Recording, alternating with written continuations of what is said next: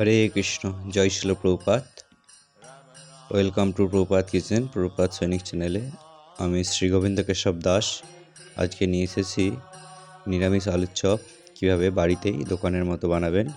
প্রথমে আমি গোটা ধনিয়া দিয়ে দিলাম কড়াতে গরম করে, একদম লো আঁচে আমি করব। এরপর এলাচ, লবঙ্গ, দালচিনি, গোটা জিরে, শুকনো লঙ্কা, জয়িত্রী দিয়ে দিচ্ছি। দিয়ে সুন্দরভাবে সময় নিয়ে একদম লো আছে ভাজতে হবে।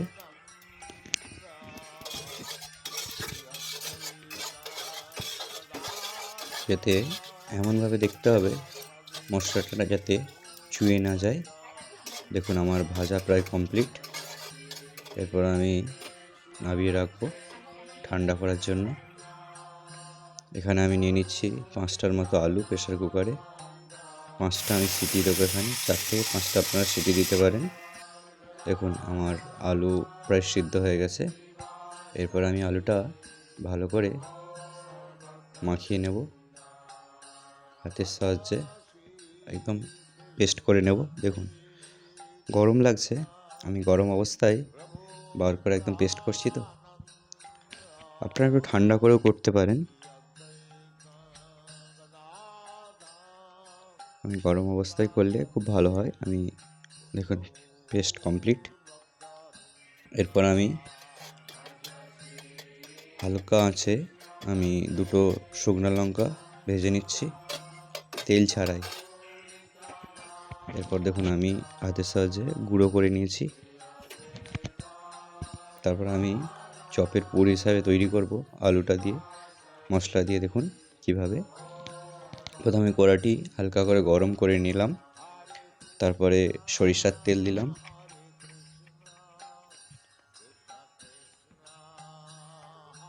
তাতে আমি হালকা একটু হিং দিয়ে দিচ্ছি এভারেস্টে। হিং হচ্ছে নিরামিষ রান্নায় পেঁয়াজের টেস্ট আনে। আপনারা যারা ননভেজ খাবার খান তারা পেঁয়াজ দেন, কিন্তু আমাদের ভেজিটেরিয়ানরা হিঙের দ্বারায়। এরপর আমি ফোড়ন হিসাবে তেজপাতা, গোটা জিরে দিয়ে দিয়েছি। এরপর বেটে রাখা আমি আদা বাটাটা দিয়ে দিলাম। এরপর আদা বাটাটা ভালো করে নাড়তে হবে কড়ার সাথে। মশলা যত ভাজবেন মশলার একটা টেস্ট খোলে। এরপর আমি হলুদ গুঁড়ি দিয়ে দিচ্ছি সামান্য, আপনারা পরিমাণ মতো হলুদ গুঁড়ি দেবেন। তারপর আমি এখানে ভাজা চীনাবাদাম দিয়ে দিচ্ছি। আপনারা যদি বাদাম নাও পছন্দ করেন তাহলে বাদাম দেওয়ার দরকার নেই। আমি বাদাম দিয়ে দিচ্ছি একটু ভালো লাগার জন্য চপটা।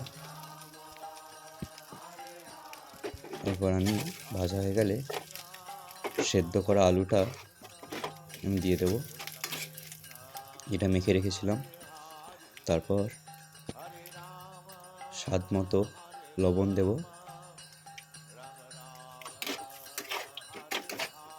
ভালো করে নাড়তে থাকবো। এরপর আমি যে ভাজা মশলাটা তৈরি করেছিলাম সেটা মিক্সিতে গুঁড়ো করে সেই গুঁড়ো মশলাটা আমি এখানে ইউজ করলাম। আপনারাও ইউজ করবেন, খুব টেস্টফুল হবে মশলাটা। এরপর আমি যে শুকনো লঙ্কাটা গুঁড়ো করে রেখেছিলাম সেটাও ওতে দিয়ে দিলাম। দিয়ে ভালো করে মিক্স করতে থাকতে হবে কিছুটা সময় নিয়ে। তারপর আমি এখানে একটু কাসুরি মেথি প্রয়োগ করলাম। কাসুরি মেথি রান্নার একটা আলাদা রকম ফ্লেভার আনে।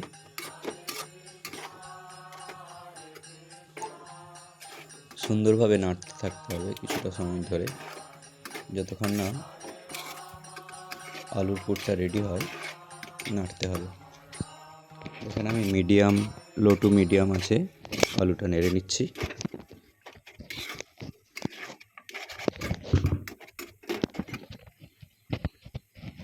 সময় নিয়ে নাড়তে হবে, তাড়াহুড়ো করার প্রয়োজন নেই। 10-15 মিনিট ধরে আপনারা নাড়তে পারেন। যত নাড়বেন মশলাটা রেডি করবেন ততই দেখবেন মশলাটা থেকে একটা খুব সুন্দর একটা স্মেল আসবে। আমার মশলা প্রায় রেডি। আমি এবার একটি পাত্রে তুলে নেব।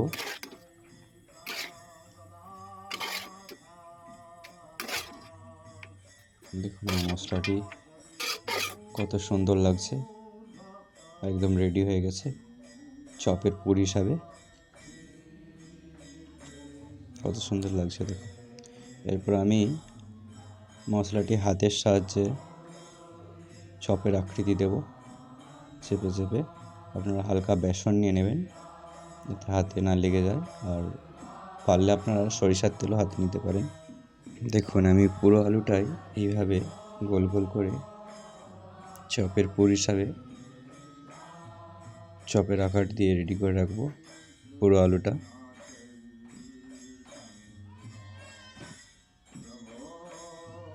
এইভাবে গোল করতে হবে, হালকা বেসন নিতে হবে যাতে হাতে না লেগে যায়। আমার প্রায় কমপ্লিট। দেখুন আমার পুরোটাই রেডি হয়ে গেছে। সমস্ত আলুটাই আমি এইভাবে চপের আকার দিয়ে রেডি করে রেখেছি। এরপর আমি বেসন নিয়ে নিয়েছি, তাতে সামান্য পরিমাণ লবণ দিয়ে দিচ্ছি, আপনারা পরিমাণ মতো দেবেন। তারপরে লঙ্কা গুঁড়ো, কিছুটা কাশ্মীরি লঙ্কা দিয়ে দিচ্ছি কালারের জন্য, সামান্য পরিমাণ হলুদ গুঁড়ি দেব। তারপর আমি জিরে গুঁড়ো দিলাম, আর ধনে গুঁড়ো, সামান্য পরিমাণ আমি হিং প্রয়োগ করছি এখানে। আপনারা হিং দিতেও পারেন, নাও দিতে পারেন, কিন্তু হিং দিলে একটা দারুণ টেস্ট আসে।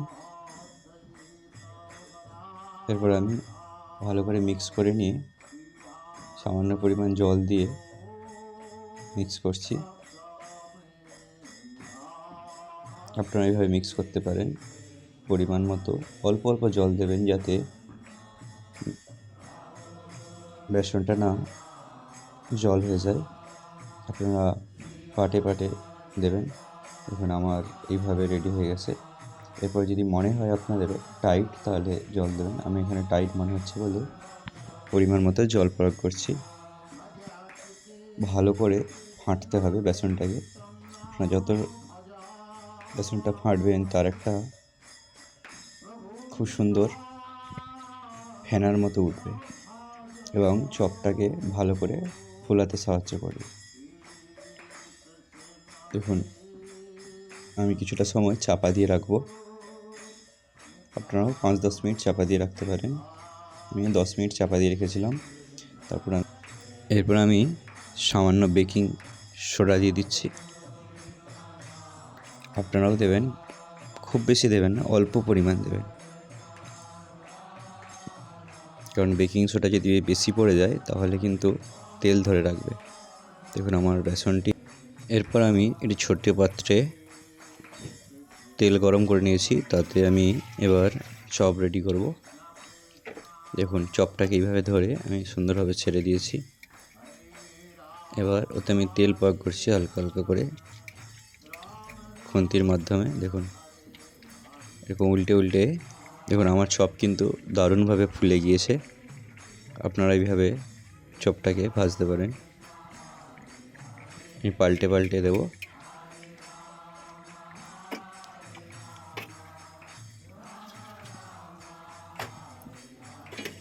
দেখুন চপটা আপনারা একটু ভালো করে কড়া করে ভাজবেন, যাতে বাইরের যে আবরণটা থাকে যেন খসখসে থাকে। দেখুন আমি উল্টে উল্টে ভালো করে ভেজে নেব চপটা, যাতে ভেতরেও ভাজা হয়। এবং চপ ভাজার সময় আপনারা একটু আঁচটাকে মিডিয়াম রাখবেন, কারণ আপনার না হলে বাইরের আবরণটা গলে যেতে পারে।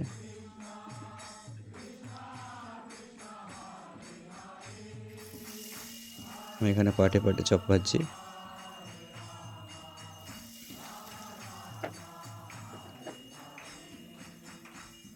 দেখুন এইভাবে আপনারা হাতের মাধ্যমে দিতে পারেন, উল্টে উল্টে ভাজবেন এরকম। দেখুন খুব খাস্তা হবে চপটা, একদম দোকানের মতো বাড়িতেই বানাতে পারবেন।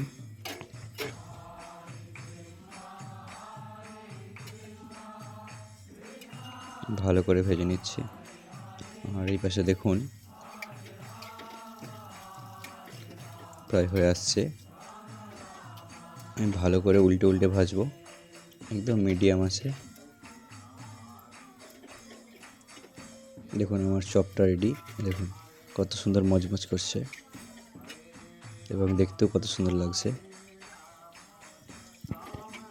আপনারাও বাড়িতে সামান্য কিছু উপকরণের মাধ্যমে আপনারা এভাবে চপ ভেজে নিতে পারবেন।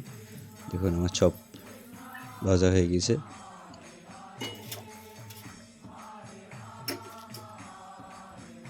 এভাবে আমি দেখুন চপটা রেডি করেছি। দেখুন একদম দোকানের মতো,